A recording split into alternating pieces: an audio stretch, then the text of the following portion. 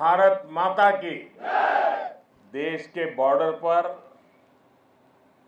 Sir Creek के पास कच्छ की धरती पर देश की सेनाओं के साथ, सीमा सुरक्षा बल के साथ आपके बीच दीपावली, ये मेरा सौभाग्य है।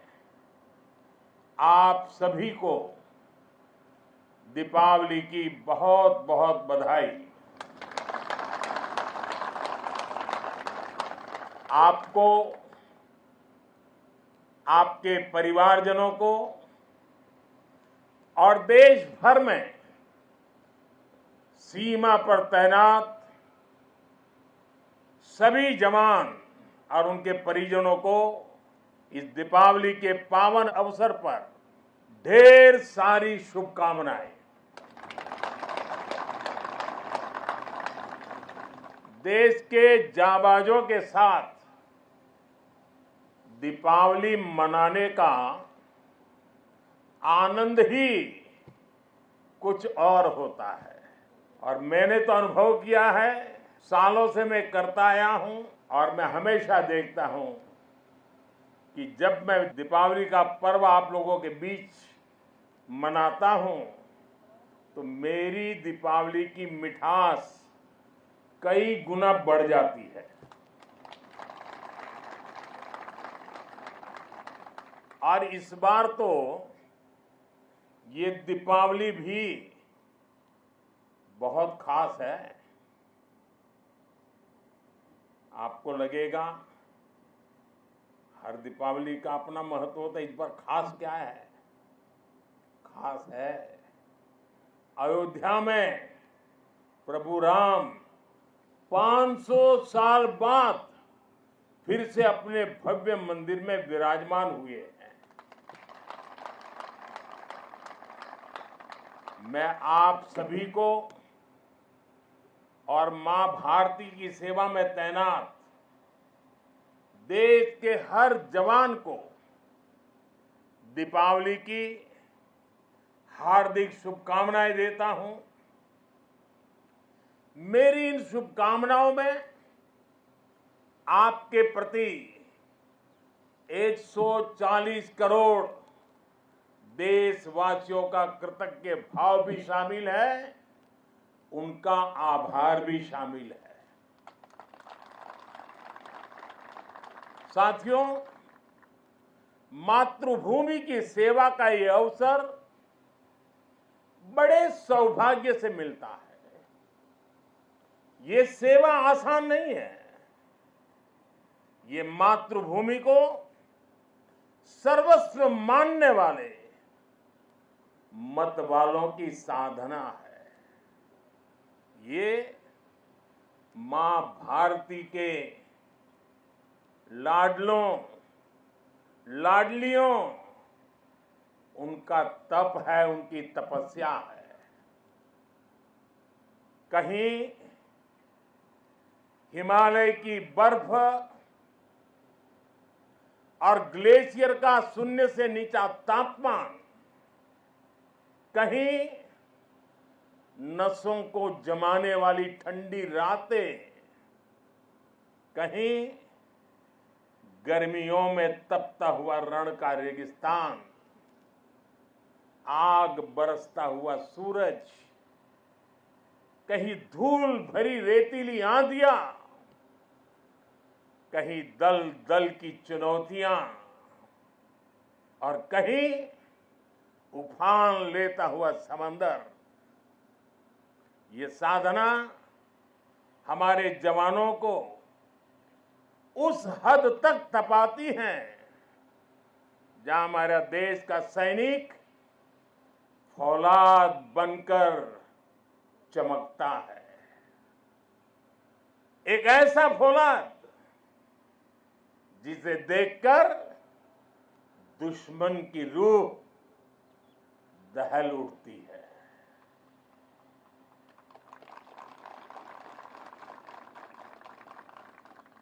दुश्मन भी आपको देखकर सोचता है कि जो ऐसे क्रूरतम प्रहारों से विचलित नहीं हुआ, उसे भला कौन हरा पाएगा। आपकी यह अटल इच्छा शक्ति, आपका यह अथाह शौर्य, पराक्रम की पराकाष्ठा, देश जब आपको देखता है तो उसे सुरक्षा और शांति की गारंटी दिखाई देती है। दुनिया जब आपको देखती है तो उसे भारत की ताकत दिखाई देती है, और दुश्मन जब आपको देखता है तो उसे बुरे मंसूबों का अंत दिखाई देता है। आप जब जोश में दहाड़ते हैं तो आतंक के आका कांप जाते हैं। यह है मेरी सेना का, मेरे सुरक्षा बलों का पराक्रम। मुझे गर्व है, हमारे जवानों ने हर मुश्किल से मुश्किल मौके पर अपने इस सामर्थ्य को सिद्ध किया है।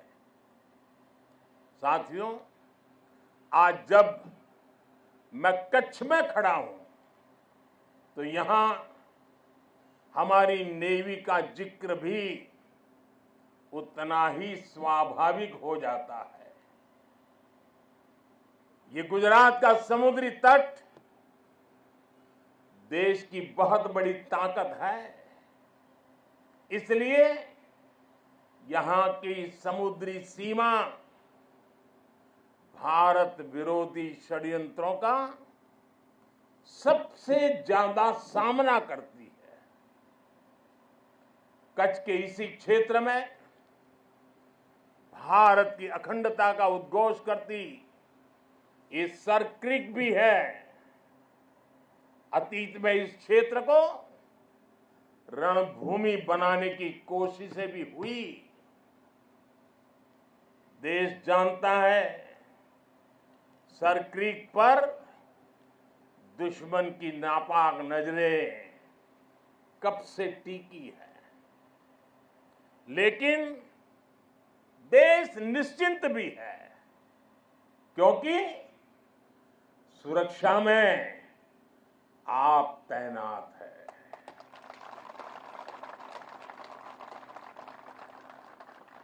दुश्मन को भी पता है 1971 के युद्ध में किस तरह आपने मुंहतोड़ जवाब दिया था। इसलिए हमारी नेवी की मौजूदगी में सर क्रीक और कच्छ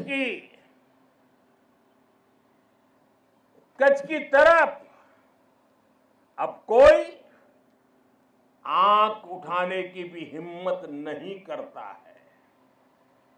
साथियों, आज देश में एक ऐसी सरकार है जो देश की सीमा के 1 इंच से भी समझौता नहीं कर सकती।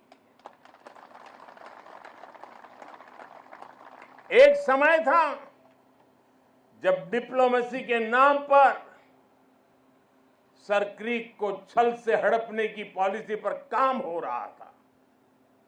मैंने तब गुजरात के मुख्यमंत्री के रूप में भी देश की आवाज को बुलंद किया था। और इस क्षेत्र में आज मैं पहली बार नहीं आया,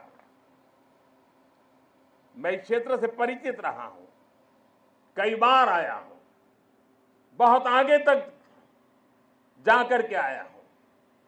इसलिए आज जब हमें जिम्मेदारी मिली है तो हमारी नीतियां हमारी सेनाओं के संकल्पों के हिसाब से बनती है। हम दुश्मन की बातों पर नहीं, हमारी सेनाओं के संकल्पों पर भरोसा करते हैं। साथियों, 21वीं सदी की जरूरतों को देखते हुए आज हम अपनी सेनाओं को, हमारे सुरक्षा बलों को आधुनिक संसाधनों से लैस कर रहे हैं। हम हमारी सेनाओं को विश्व की सबसे आधुनिक मिलिट्री फोर्सेस की कतार में खड़ा कर रहे हैं। हमारे इन प्रयासों का आधार है रक्षा क्षेत्र में आत्मनिर्भर भारत। अभी कुछ ही दिन पहले यही गुजरात के वडोदरा में C295 फैक्ट्री का उद्घाटन हुआ है। आज विक्रांत जैसा made in India aircraft carrier देश के पास है। आज भारत में अपनी सबमरीन बनाई जा रही है। आज हमारा तेजस फाइटर प्लेन वायुसेना की ताकत बन रहा है। हमारा अपना 5th जनरेशन फाइटर एयरक्राफ्ट बनाने का काम भी शुरू हो चुका है। पहले भारत की पहचान हथियार मंगाने वाले देश की थी।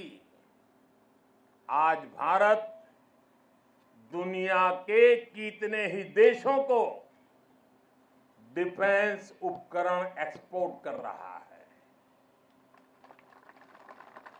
पिछले 10 वर्षों में हमारा रक्षा निर्यात 30 गुना बढ़ गया है।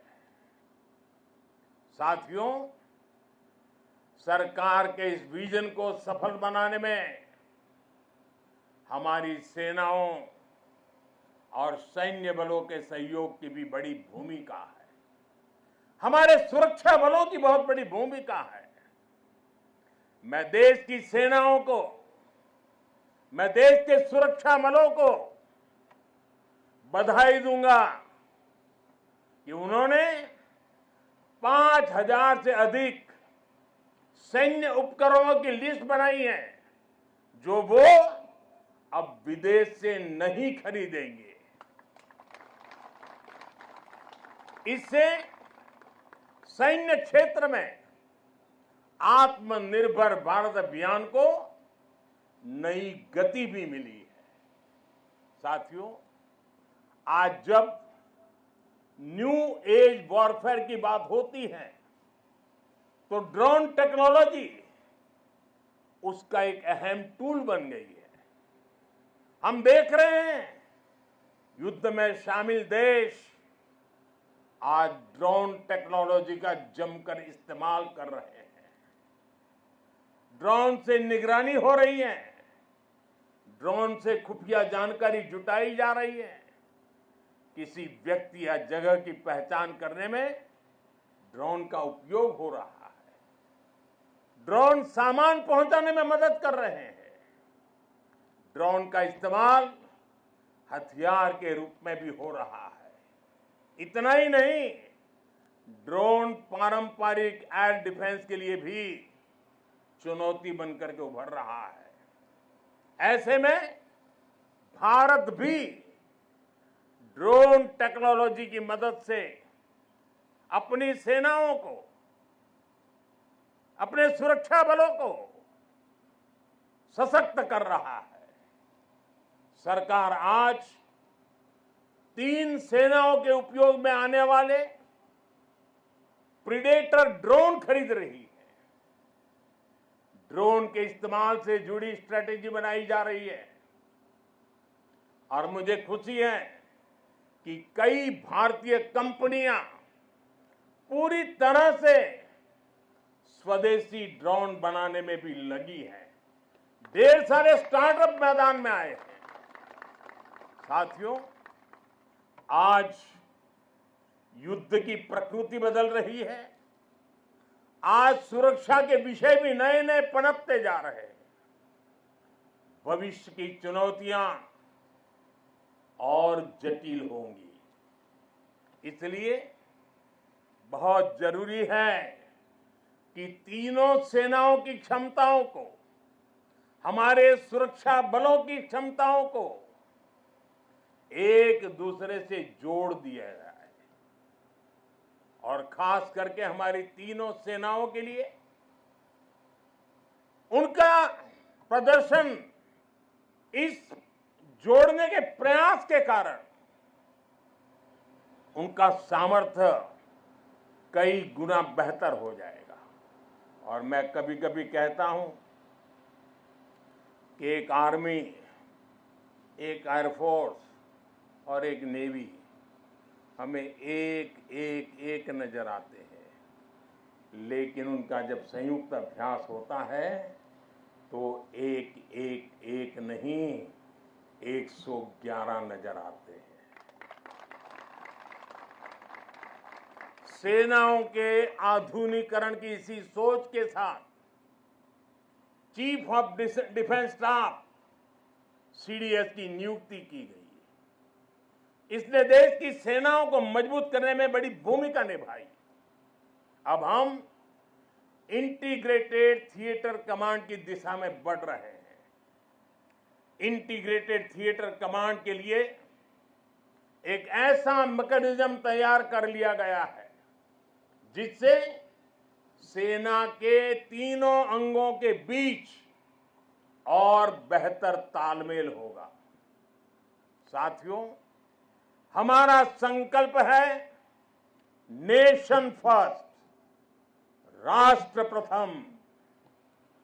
राष्ट्र की शुरुआत उसकी सीमाओं से होती है। इसलिए बॉर्डर इंफ्रास्ट्रक्चर का विकास देश की सबसे बड़ी प्राथमिकताओं में है। बीआरओ ने 80,000 किलोमीटर से ज्यादा सड़क का निर्माण किया है। लद्दाख और अरुणाचल प्रदेश में भी रणनीतिक रूप से महत्वपूर्ण सड़कें बनाई गई है। पिछले 10 वर्षों में बीआरओ ने 400 के आसपास बड़े पुल बनाए हैं। आप जानते हैं, देश के सबसे दूर दराज के इलाकों में ऑल वेदर कनेक्टिविटी के लिए हमारी सेनाओं के लिए टनल कितनी महत्वपूर्ण है। इसलिए पिछले 10 वर्षों में अटल और सेला जैसी सामरिक महत्व की अनेकों बड़ी सुरंगों का निर्माण पूरा किया है। बीआरओ देश के अलग अलग हिस्सों में टनल बनाने के काम को तेज गति से पूरा कर रहा है। साथियों, हमने सीमावर्ती गांवों को आखिरी गांव मानने की सोच भी बदली है। आज हम उन्हें देश का प्रथम गांव कहते हैं। आखिरी गांव नहीं, वो प्रथम गांव है। वाइब्रेंट विलेज योजना के तहत देश के प्रथम गांवों का विकास किया जा रहा है। वाइब्रेंट विलेज यानी सीमा पर बसे ऐसे वाइब्रेंट गांव जहां वाइब्रेंट भारत के प्रथम दर्शन हो। हमारा देश का तो ये विशेष सौभाग्य है कि हमारे ज्यादातर सीमावर्ती इलाकों को प्रकृति ने विशेष आशीर्वाद दिया है। वहां पर्यटन की अपार संभावनाएं हैं। हमें उसे तराशना है, निखारना है। इसके जरिए इन गांवों में बसे नागरिकों का जीवन बेहतर होगा, उन्हें नए अवसर मिलेंगे। वाइब्रेंट विलेज अभियान के जरिए हम ये होता देख रहे हैं। आप ही के यहाँ आसपास के जो दूर दराज के आखिरी गांव कहे जाते थे, जो आज पहले गांव है, वहां सीवीड का काम आपकी नजरों के सामने तेजी से बढ़ रहा है। बहुत बड़ा आर्थिक नया एक क्षेत्र खुल रहा है। यहां मैंग्रोव के पीछे एक बड़ी ताकत हम लगा रहे हैं। वो देश के पर्यावरण के लिए तो बहुत सुनहरा अवसर है, लेकिन ये मैंग्रोव के जो जंगल तैयार होंगे वो यहाँ के टूरिस्टों के लिए, और जैसे धोरडो में रणोत्सव ने पूरे देश और दुनिया को आकर्षित किया है, देखते ही देखते ये इलाका टूरिस्टों का स्वर्ग बनने वाला है, आपकी आंखों के सामने बनने वाला है। साथियों, इस विजन को आगे बढ़ाने के लिए हमारी सरकार के मंत्री भी सीमावर्ती वाइब्रेंट विलेज में जा रहे हैं। आज वो वाइब्रेंट विलेज में रुकते हैं जहां ज्यादा से ज्यादा समय बिताते हैं। ऐसे में देश के लोगों में भी इन गांवों को लेकर आकर्षण बढ़ रहा है, उत्सुकता बढ़ रही है। साथियों, राष्ट्रीय सुरक्षा के साथ एक और पहलू जुड़ा हुआ है जिसकी उतनी चर्चा नहीं होती। ये है बॉर्डर टूरिज्म, और इसमें हमारे कच्छ के पास अपार संभावनाएं हैं। इतनी समृद्ध विरासत, आकर्षण और आस्था के इतने अद्भुत केंद्र और प्रकृति की अद्भुत देन। गुजरात में कच्छ और खंभात की खाड़ी के मैंग्रोव फॉरेस्ट बहुत महत्वपूर्ण है। गुजरात के समुद्री तटों पर समुद्री जीवों और वनस्पतियों का पूरा इकोसिस्टम है। सरकार ने भी मैंग्रोव के जंगलों के विस्तार के लिए कई कदम उठाए हैं। पिछले वर्ष लॉन्च की गई मिस्टी योजना पर सरकार तेजी से काम कर रही है। साथियों, यूनेस्को वर्ल्ड हेरिटेज साइट में हमारा धोलावीरा ये भी शामिल है, और वो तो हमारे देश के हजारों साल के सामर्थ्य की पहचान है। धोलावीरा में सिंधु घाटी की सभ्यता के अवशेष बताते हैं कि हजारों वर्ष पूर्व वो शहर कितने व्यवस्थित तरीके से बसा हुआ था। यही गुजरात के समुद्र से थोड़ी दूरी पर लोथल जैसे व्यापारिक केंद्रों ने भी एक समय में भारत की समृद्धि के अध्याय लिखे। लखपत में गुरु नानक देव जी की चरण रज है। कच्छ का कोटेश्वर महादेव मंदिर हो, माता आशापुरा का मंदिर हो, काला डूंगर पहाड़ी पर भगवान दत्तात्रेय का साक्षात दर्शन होता हो, या फिर कच्छ का रण उत्सव या सर क्रीक को देखने का उत्साह।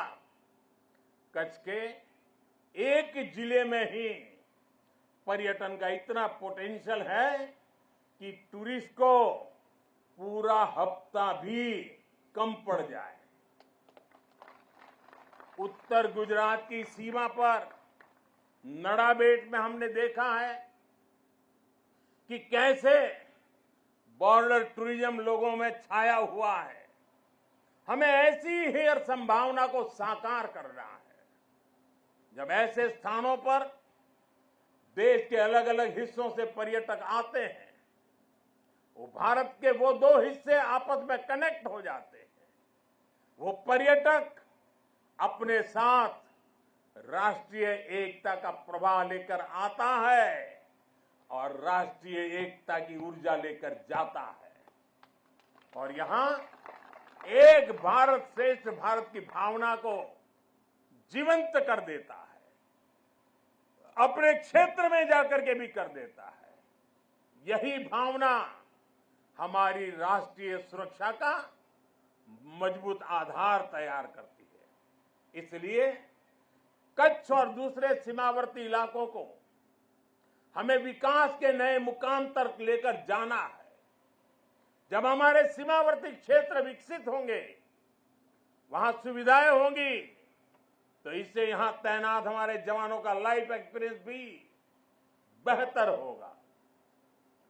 साथियों, हमारा राष्ट्र जीवंत चेतना है जिसे हम मां भारती के रूप में पूजते हैं, हमारे जवानों के तप और त्याग के कारण ही आज देश सुरक्षित है, देशवासी सुरक्षित है। सुरक्षित राष्ट्र ही प्रगति कर सकते हैं। इसलिए आज जब हम विकसित भारत के लक्ष्य की ओर इतनी तेजी से बढ़ रहे हैं, तो इसमें आप सब इस स्वप्न के रक्षक हैं।